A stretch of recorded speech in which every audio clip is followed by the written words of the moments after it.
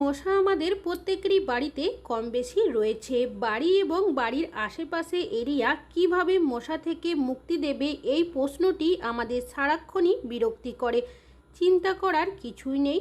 মশা তাড়ানোর জন্য রয়েছে অনেক ঘরোয়া প্রতিকার, যা আমাদের চমৎকারভাবে ফল দেবে।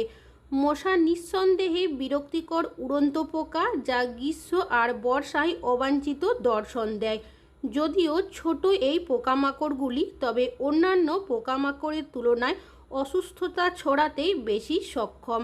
আর এই মশা অনেক সময় মানুষের মৃত্যুর কারণও কিন্তু হতে পারে।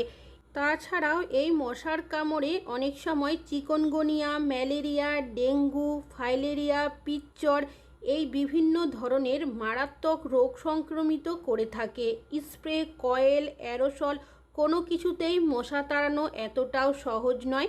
তাছাড়াও এইসব দিয়ে মশা তাড়ালেও আমাদের স্বাস্থ্যের চরম ক্ষতিগ্রস্ত হতে পারে।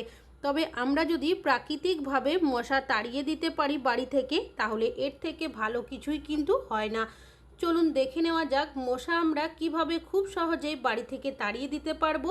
তেমনই কিছু ইউজফুল টিপস আমি আপনাদের কাছে শেয়ার করব। চলুন দেখে নেওয়া যাক। সবার প্রথম নিয়ে নিতে হবে তুলসী পাতা। আমাদের অনেকেরই বাড়িতে তুলসী গাছ রয়েছে। তুলসী পাতার উপকারিতা গুণ কিন্তু বলে শেষ করা যায় না। ঠিক সেরকমই মশা তাড়ানোর ক্ষেত্রেও কিন্তু খুব ভালো ফল দেয় এই তুলসী পাতা। তুলসী পাতার মধ্যে এমনই একটা স্ট্রং গন্ধ রয়েছে, সেটা মানুষ সহ্য করে নিলেও কোনো পোকামাকড় কিন্তু সহ্য করতে পারে না। তবে তুলসী পাতাগুলো ডাইরেক্ট ব্যবহার করা যাবে না। আমি তুলসী পাতাগুলো এভাবে করে ছিঁড়ে নিয়েছি। এবার এর মধ্যে সামান্য পরিমাণের জল আমি ছিটিয়ে দেব। এখানে একটা পাথর নিয়েছি, পাথরের সাহায্যে তুলসী পাতাগুলো এভাবে থেতো করে নিয়েছি। আপনাদের যেভাবে থেতো করলে সুবিধা হবে আপনারা ঠিক সেইভাবেই থেতো করে নেবেন। এবার এই থেতো করা তুলসী পাতাটা আমি একটা পাত্রের মধ্যে তুলে নেব। পাত্রটাকে সাইডে সরিয়ে রাখছি আর নিয়েছি কিছুটা দেশলাইয়ের কাঠি। দেশলাই কাঠির যে বারুদের অংশগুলো রয়েছে সেটারই প্রয়োজন। একটা পেপারের মধ্যে রেখে পাথরের সাহায্যে একটু এভাবে হালকাভাবে আঘাত করে নিয়েছি, যাতে করে বারুদটা সহজে ছেড়ে যায়। এবার হাত দিয়ে একটু ছাড়িয়ে নিলাম। এই যে বারুদটা রয়েছে সেটা কি করব, যে তুলসী পাতাটা থেতো করে রেখেছিলাম তার মধ্যে দিয়ে দেব। আর নিয়েছি এখানে একটা কর্পূর। কর্পূরটাও হাত দিয়ে যতটা সম্ভব গুঁড়ো করে এর মধ্যে দিয়ে দিয়েছি। তারপর এই মিশ্রণটাকে একটা পাত্রের মধ্যে আমি ঢেলে নেব। এবার এর মধ্যে দিয়ে দেব কিছুটা পরিমাণের কুসুম গরম জল। জলটা দেওয়ার পর আবারও এটাকে ভালোভাবে একটু মিশিয়ে নিতে হবে। মেশাতে মেশাতেই দেখবেন জলের কালারটা অনেকটাই চেঞ্জ হয়ে যাবে। এইভাবে করে রেখে দেবেন 5 মিনিটের জন্য, যাতে করে সব উপকরণগুলো মিশে এই গন্ধটা আরও বেশি বেরোতে শুরু করে। তো আমি এইভাবেই 5 মিনিট মতো রেখেছিলাম। এবার এখানে একটা পুরনো পাত্র আর পুরনো ছাঁকনি নিয়েছি, তার মধ্যে এই মিশ্রণটাকে আমি ছেঁকে নিয়েছি। এবার এই যে একটা মিশ্রণ তৈরি হলো, এই মিশ্রণটা কিন্তু অনেক বেশি পাওয়ারফুল হয়ে গেছে। কিভাবে ব্যবহার করবেন, এখানে একটা স্প্রে বোতল নিয়েছি, তার মধ্যে এই মিশ্রণটাকে আমি ঢেলে নিচ্ছি। তবে চাইলে আপনারা এখানে পুরনো জলের বোতলেরও ব্যবহার করতে পারেন। ঢাকনার মধ্যে কিছুটা ফুটো করে নেবেন। তবে এই মিশ্রণটা তো তৈরি হয়ে গেছে, কিভাবে ব্যবহার করবেন পরে শেয়ার করছি। তার আগে মশা তাড়ানোর আরও দুটো টিপস আপনাদের কাছে শেয়ার করব। এখানে একটা লেবু নিয়েছি, চাইলে এখানে শুকিয়ে যাওয়া লেবুরও ব্যবহার করতে পারেন। লেবুর কিছুটা অংশ আমি প্রথমে কেটে নিয়েছি। তো এই কেটে নেওয়ার যে লেবুর অংশটা রয়েছে সেটা কিভাবে ব্যবহার করবেন, তো তার জন্য এখানে নিয়েছি বেশ কিছুটা লবঙ্গ। লবঙ্গগুলো কি করব, এই যে লেবুটা রয়েছে তার মধ্যে আমি এইভাবে করে একটু গেঁথে দেব। আপনারা অবশ্যই কিন্তু যে লবঙ্গর ব্যবহার করবেন তার মধ্যে যাতে লবঙ্গর ফুলগুলো থাকে সেটা একটু দেখে নেবেন।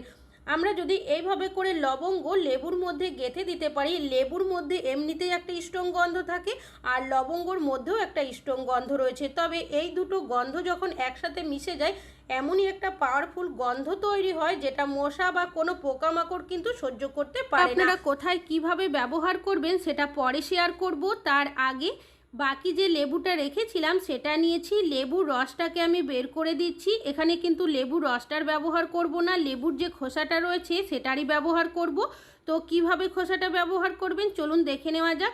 তো আমি এখানে এইভাবে করে আঙুল দিয়ে একটু চেপে দিলাম। একটা মাটির পুরনো প্রদীপের মধ্যে খোসাটাকে রেখেছি, কিছুটা পরিমাণের সর্ষের তেল দিয়েছি, আর এখানে একটা সলতে নিয়েছি, হাত দিয়ে একটু চেপে এইভাবে করে তেলের মধ্যে ভালোভাবে ডিপ করে দিয়ে এর মধ্যে দিয়ে দেব আমি দুটো লবঙ্গ, চাইলে এখানে কর্পূরেরও ব্যবহার করতে পারেন। তো তিনটেই এখানে তৈরি হয়ে গেছে, কিভাবে ব্যবহার করবেন সেটাই শেয়ার করব, চলুন দেখে নেওয়া যাক। সবার প্রথম লেবুর খোসা দিয়ে যেটা তৈরি করে রেখেছিলাম সেটাকে আমি জ্বালিয়ে নেব।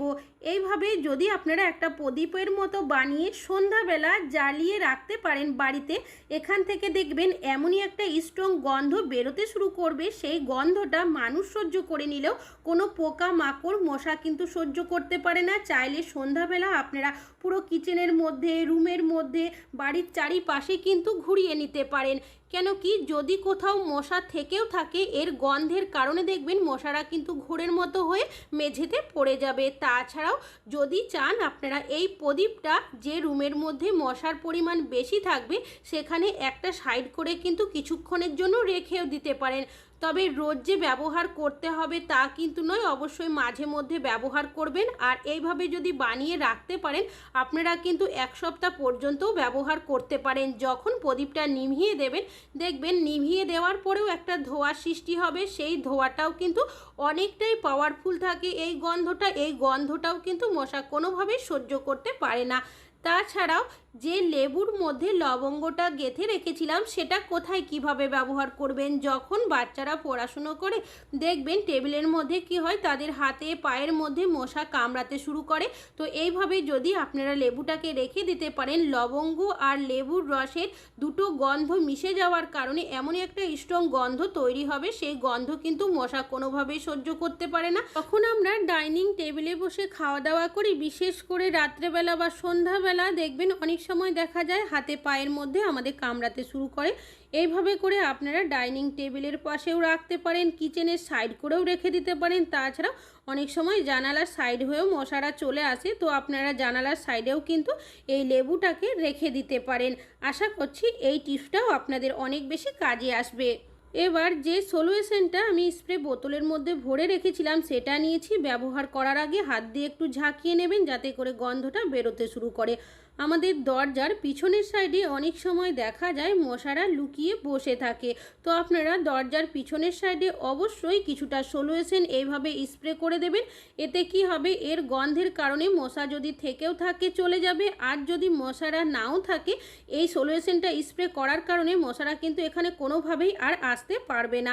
তাছাড়াও কোনোভাবে যদি বিকেলের দিকে বা সন্ধ্যাবেলা জানালা খোলা রেখে দিই সেক্ষেত্রে দেখা যায় মশারা কিন্তু বাড়ির বাইরে থেকে ভেতরে চলে আসে। তো কিছুটা সলিউশন যদি জানালার সাইড করে আপনারা স্প্রে করে রাখতে পারেন, এর গন্ধের কারণে দেখবেন মশারা কিন্তু কোনোভাবেই জানালার সাইড থেকে বাড়ির ভেতরে আসতে পারবে না।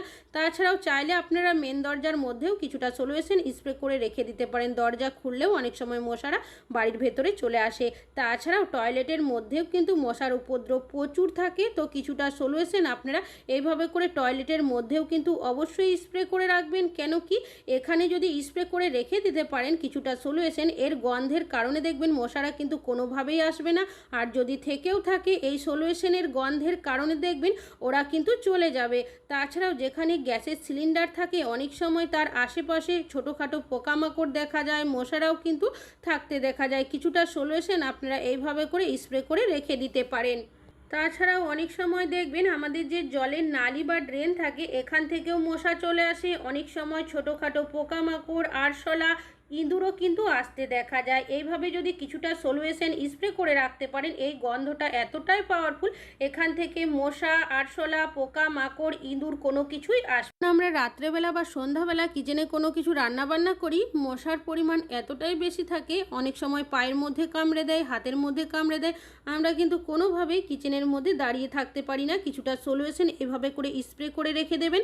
তাছাড়াও অনেক সময় রাত্রেবেলা দেখা যায় ইঁদুরও চলে আসে খাবারের জন্য কিচেনে, আরশোলা, পোকামাকড়, টিকটিকিও ঘোরাঘুরি করতে দেখা যায়। কিছুটা সলিউশন স্প্রে করে রাখলে এখানে কিন্তু আরশোলা, টিকটিকি, ইঁদুর, মশা কোনো কিছুই থাকবে না। কিছুটা সলিউশন দেওয়ালের মধ্যেও স্প্রে করে রাখবেন। কি অনেক সময় কিচেনের দেওয়ালের মধ্যেও মশা, টিকটিকি, পোকামাকড় ঘুরে বেড়াতে দেখা যায়। আশা করছি মশা তাড়ানোর 3টে টিপস শেয়ার করেছি, যেটা আপনাদের ইচ্ছে হবে ব্যবহার করতে পারেন। ভালো লাগলে লাইক করবেন। আজকে এখানেই শেষ করছি।